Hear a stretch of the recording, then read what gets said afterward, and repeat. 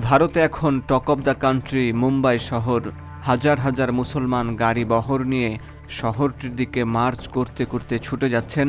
সম্প্রতি এমন ভিডিও ছড়িয়ে পড়ে সামাজিক যোগাযোগ মাধ্যমগুলোতে। এ নিয়ে নানারকম ব্যাখ্যাও ছড়িয়ে পড়েছে। কেউ কেউ এই গণযাত্রাকে গাজওয়ে হিন্দের একটি আগাম নমুনা বলেও বর্ণনা করেছেন।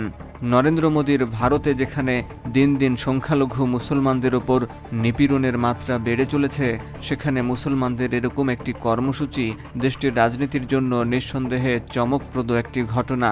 কেন হাজার হাজার মুসলমান মুম্বাইয়ের দিকে মার্চ করলেন? কি তার নেপথ্য কারণ? ভারতের সমৃদ্ধ নগরী মুম্বাই দেশটির মহারাষ্ট্র প্রদেশে অবস্থিত।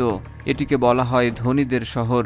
সম্প্রতি মহানবী হজরত মুহাম্মদ সাল্লাল্লাহু আলাইহি ওয়াসাল্লাম ও ইসলাম ধর্ম নিয়ে আপত্তিকর মন্তব্য করেন ভারতের এক পুরোহিত। তাতে সমর্থন দিয়ে বক্তব্য দেন মহারাষ্ট্রের বিজেপি বিধায়ক নীতেশ নারায়ণ রানে ও ধর্মগুরু রামগিরি মহারাজ। মহারাষ্ট্রের আহমেদনগরে মসজিদে ঢুকে মুসলমানদের মারার হুমকি দিয়েছিলেন বিজেপির বিধায়ক নীতেশ নারায়ণ। ইসলাম নিয়ে কটূক্তি করার কারণেই মূলত মুম্বাই অভিমুখে বিশাল গণযাত্রা করেছে অল ইন্ডিয়া মজলিসি ইত্তেহাদুল মুসলিমিন নামের একটি সংগঠন। তাদের ডাকে শত শত গাড়ির বহর নিয়ে হাজার হাজার মুসলমান মুম্বাইয়ের দিকে যাত্রা শুরু করেন।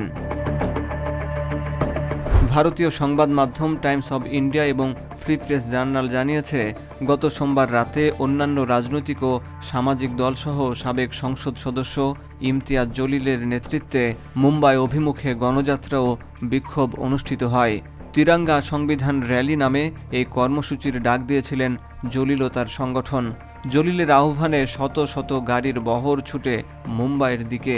ভারতীয় মিডিয়ার তথ্যমতে লং মার্চে যোগ দেয়া মুসলমানদের সংখ্যা ছিল 12,000-এর মতো, যদিও বাস্তবে সে সংখ্যা কয়েক গুণ বেশি। কারো কারো মতে সেটি 1 লাখেরও কম নয়। ছত্রপতি সম্ভাজিনগর থেকে শুরু হয়েছিল জলিলদের লং মার্চ। আগত মুসলমানরা তাতে ঘৃণাত্মক বক্তৃতার জন্য নীতেশ নারায়ণ এবং রামগিরি মহারাজের বিরুদ্ধে ব্যবস্থা নেয়ার দাবি জানান। রাসূলুল্লাহ সাল্লাল্লাহু আলাইহি ওয়াসাল্লামের ইজ্জত রক্ষায় আমাদের কোনো আপোষ নেই, মতভেদ নেই, ভয় নেই, হীনমন্যতা নেই। রাসূলুল্লাহ সাল্লাল্লাহু আলাইহি ওয়াসাল্লামের ইজ্জতের প্রশ্নে গোটা মুসলিম উম্মাহ এক দেহ, এক প্রাণ। সব ভেদাভেদ ভুলে আমরা একসাথে ঝাঁপিয়ে পড়ব। মুসলমানদের এই মুম্বাই যাত্রা নিয়ে সামাজিক যোগাযোগ মাধ্যমেও শোরগোল পড়ে যায়। সামাজিক মাধ্যমের বিভিন্ন পোস্টে হ্যাশট্যাগ চলো মুম্বাই লিখে প্রচারণা চালায় অল ইন্ডিয়া মজলিসি ইত্তেহাদুল মুসলিমিন। যদিও বিক্ষোভকারী বিশাল জনতাকে মুম্বাইতে প্রবেশ করতে দেয়া হয়নি। শহরের অন্যতম প্রবেশপথ মুলুন্ডু টোল প্লাজায় পৌঁছেছিল বিক্ষোভকারীরা। র্যালিটি মুম্বাই শহরে ঢুকতে চাইলেও টোল প্লাজায় তাদের আটকে দেয়া হয়। পরে সরকারের প্রতিনিধির কাছে স্মারকলিপি দিয়ে টোল প্লাজা ত্যাগ করে র্যালিটি। এই র্যালিতে মুসলিমদের পাশাপাশি ভারতের দলিত মারাঠা সম্প্রদায় থেকেও অনেকে গাড়ি নিয়ে অংশ নেন।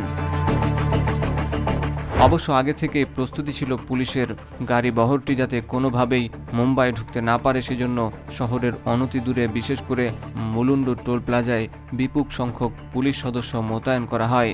ঘটনাস্থলে অতিরিক্ত পুলিশ কমিশনার, এসিপি এবং সিনিয়র পুলিশ ইন্সপেক্টরও উপস্থিত ছিলেন।